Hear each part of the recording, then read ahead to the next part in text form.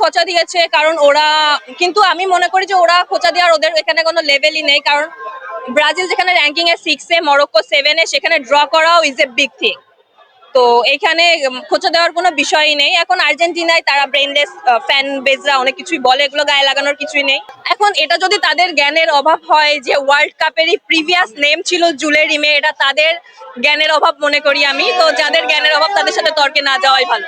দুর্বল দলের সাথে তো সৌদি আরব কত, মেবি 64-এ ছিল সৌদি আরবের সাথে যখন আর্জেন্টিনা হেরে গেছিল।